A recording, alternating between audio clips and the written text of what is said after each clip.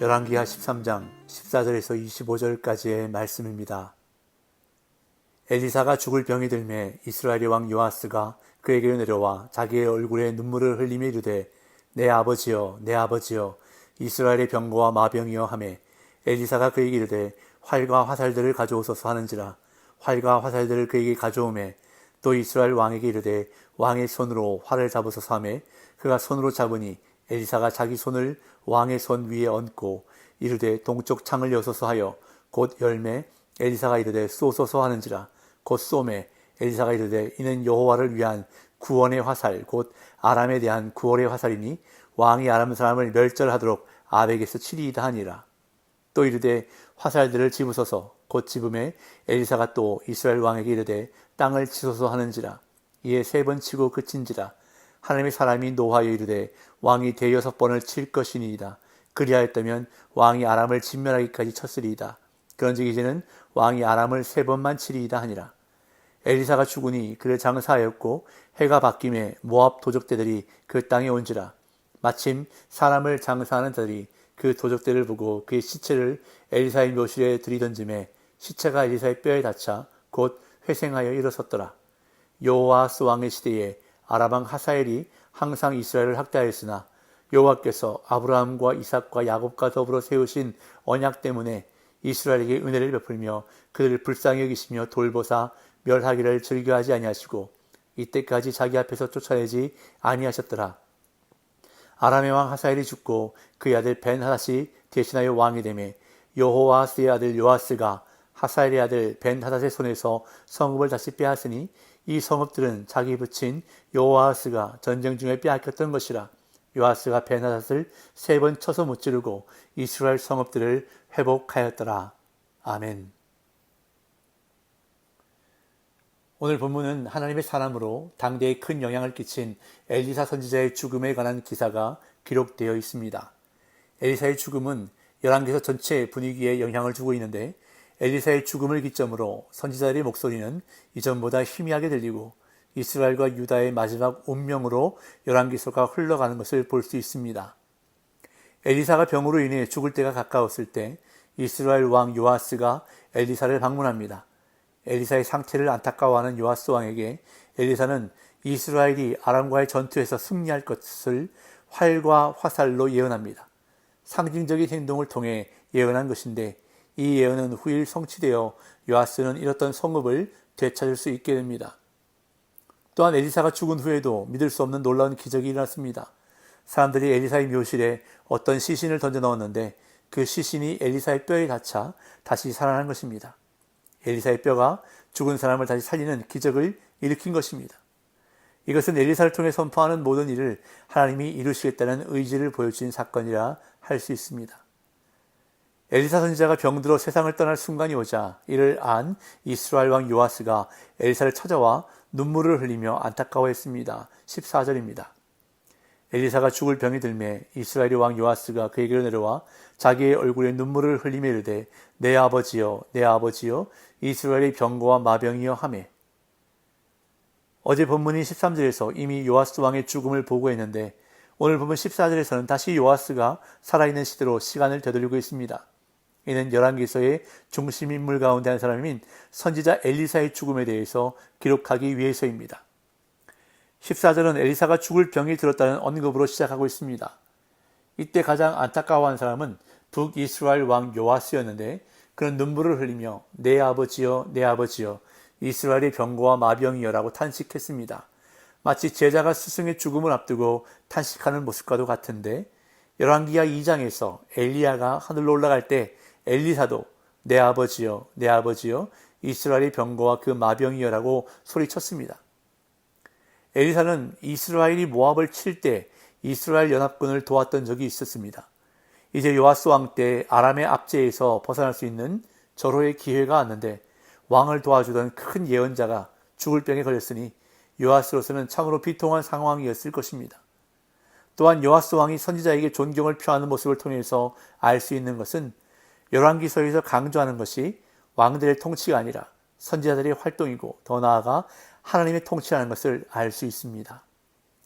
요아스 왕이 눈물을 흘리며 안타까워하자 엘리사는 죽을 때가 임박했지만 이스라엘의 앞날을 예견하면서 이스라엘과 요아스 왕을 도우려 했습니다. 엘리사는 요아스에게 활과 화살들을 가져오게 한 다음 상징적인 행동을 통해 이스라엘의 앞날을 예언했습니다. 15절에서 17절. 엘리사가 그에게 이르되 활과 화살들을 가져오소서 하는지라. 활과 화살들을 그에게 가져오매 또 이스라엘 왕에게 이르되 왕의 손으로 활을 잡으소서 하매 그가 손으로 잡으니 엘리사가 자기 손을 왕의 손 위에 얹고 이르되 동쪽 창을 여소서 하여 곧 열매 엘리사가 이르되 쏘소서 하는지라. 곧 쏘매 엘리사가 이르되 이는 여호와를 위한 구원의 화살 곧 아람에 대한 구원의 화살이니 왕이 아람 사람을 멸절하도록 아벡에서 치리이다 하니라. 엘리사는 특별히 말이 아니라 행동으로 예언을 했습니다. 요아스 왕에게 활과 화살들을 가져오게 하고 동쪽 창에서 활을 쏘라고 한 것입니다. 그때 엘리사는 자기 손을 왕의 손 위에 얹은 채 왕에게 활을 쏘도록 지시했는데 이는 왕이 활을 쏘는 것이 왕의 힘이 아니라 선지자의 힘이며 궁극적으로는 하나님의 힘임을 상징하는 행동이었습니다. 왕이 화살을 쏜 후에 엘리사는 이스라엘이 아람에 대해 승리할 것인데 아벡에게 대승을 거둘 것이라고 예언했습니다. 이처럼 엘리사는 죽음에 임박한 상황에서도 상징적인 행동을 통해 이스라엘의 승리를 예언하는 일을 멈추지 않았습니다. 그런 다음 또 다른 예언을 하기 위해 왕에게 화살로 땅을 치라고 지시합니다. 18절 19절. 또 이르되 화살들을 집으소서. 곧 집음에 엘리사가 또 이스라엘 왕에게 이르되 땅을 치소서 하는지라. 이에 3번 치고 그친지라. 하나님의 사람이 노하에 이르되 왕이 대6번을 칠 것이니이다. 그리하였다면 왕이 아람을 진멸하기까지 쳤으리이다. 그런즉 이제는 왕이 아람을 3번만 치리이다 하니라. 엘리사가 요아스 왕에게 화살들을 잡고 땅을 치라고 지시하자 왕은 화살로 땅을 3번 쳤습니다. 그러자 엘리사는 화를 내면서 왕이 대6번 쳤더라면 아람을 진멸했을 것이라고 크게 안타까워했습니다. 그렇다면 엘리사는 왜 화를 낸 것일까요? 요아스 왕이 대6번 땅을 쳐야 했던 것을 알 수도 없었는데 3번만 쳤다고 왜 화를 낸 것일까요? 우리는 그 이유를 앞에서 엘리사가 요아스에게 한 말에서 발견할 수 있습니다. 요아스에게 활을 쏘라고 지시하면서 엘리사는 이렇게 말했습니다. 이는 여호와를 위한 구원의 화살, 곧 아람에 대한 구원의 화살이니 라고 화살에 대해서 분명하게 말했습니다. 또한 17절에 아벡에서 치리이다 라고 할 때 치다라는 단어와 18절에 땅을 치소서 할 때 치다라는 단어가 같은 단어가 사용되었습니다. 즉 화살들을 잡고 땅을 치는 이유에 대해서는 정확하게 알 수는 없었지만 그 화살들은 아람에 대한 여호와의 구원의 화살이었기 때문에 분명 아람을 치는 것과 관련된 것임을 요아스는 믿음으로 땅을 쳤어야 했던 것입니다.